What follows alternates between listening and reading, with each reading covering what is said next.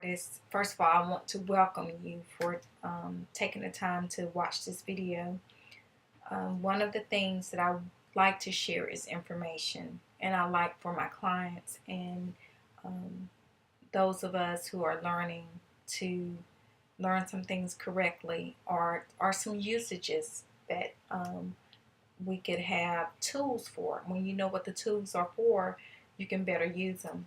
And so I am just going to go through a quick tutorial of some great information. And I'm going to just go right on into it. And I love talking about the foundation brush.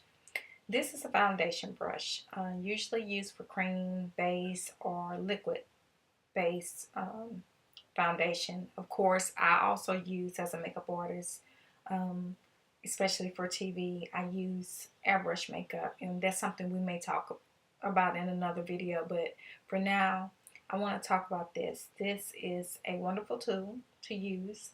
Um, and this is, I believe this is by Essence of Beauty. Yes, it is Essence of Beauty.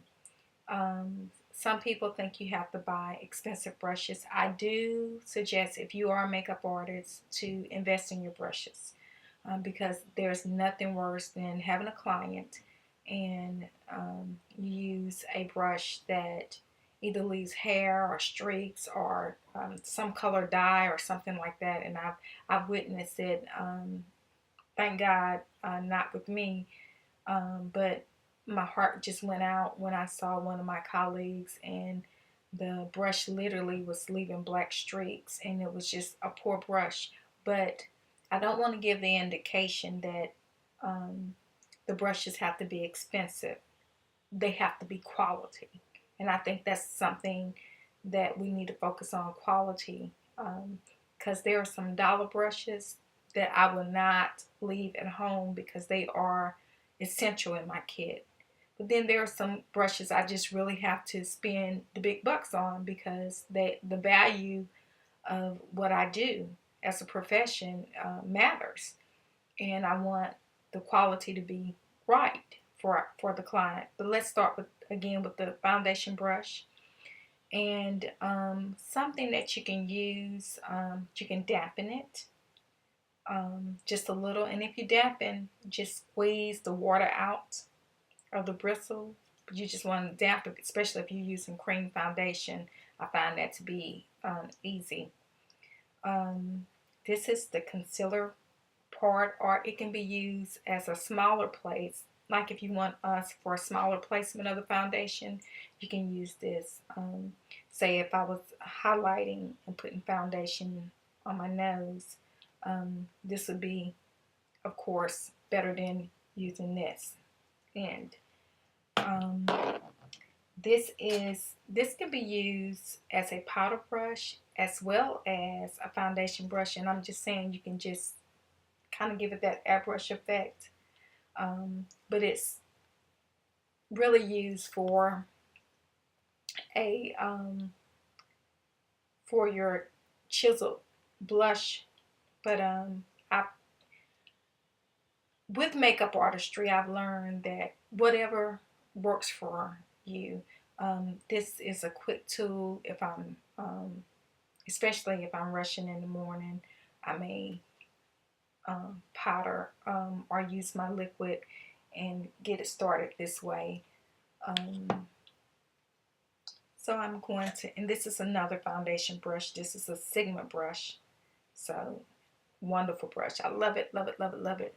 This is the Sigma F60. Um, Again, that's foundation brush. Let me move on to another essential.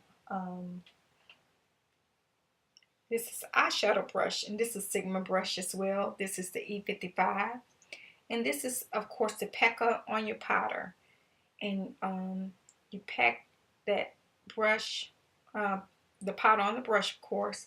And this is a good way to dab that powder on. So these are essential. Now, this is a smaller concealer brush. And what I like to do, I line my eyebrows in the morning with, I don't like black because I think that's too dramatic. I want it to look as natural as possible. But to give it that arch look, I may go above with a lighter concealer and go underneath. And that's to give it that clean, like I just had it arched look. So that's essential. If you do that type of contouring, I do it daily. And this baby right here is our blending brush. And let me tell you, this is wonderful. It's used in the crease. And you can, there's different densities. There's different shapes. There are dome shapes. There are pointed, chiseled shapes. Um, of course, if this is too big, you want to go with the pointed chisel if you want a more defined crease. And I'm going to get to another brush that you can use for a defined crease as well. But I love, everybody should have a blending brush. You know, start basic. You can always build up the different types of blending brushes, but everybody needs a blending brush for that crease area. Works wonders. This is a lipstick brush for your lipstick. You can line your lips and then put your lip gloss or lip color, and then you can mute that line out because you don't want that harsh look. Everything you want to make it look blended and flawless. I said that I was going to talk about a more defined crease. Pencil brushes are very wonderful for that. You can do a better V or C, and you can put powder under it, on it, and go under your eye and give it that smudge look. So those are some looks that you can achieve with your pencil brush. Now, this is simply a F. It's $1 brush, but I do so many things with these. These are eyeliner brushes, but I do have an angle one that I am trying to find. I thought I had it in my little cup. I do, and it has seen better days. And I have my other brushes cleaned and packed up for an assignment. So, but angle brushes are good. You can, when you dip it into your eyeliner, cream or liquid or powder or cake liner, and with a little water, whatever you choose to use.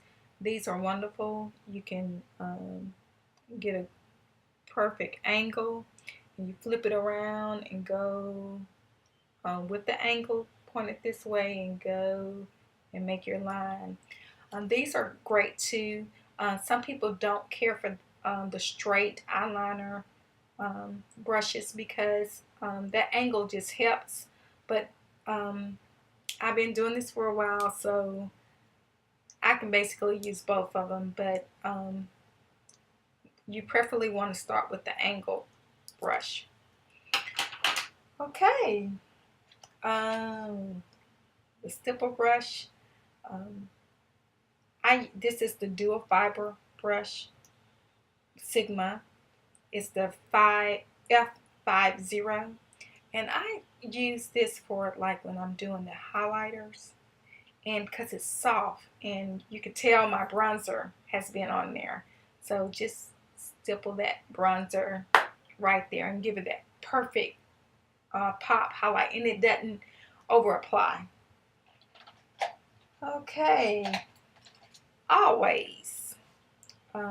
These are very essential for your eyebrows and brushing out. Great investment. And our cheek. I use several of these in the morning.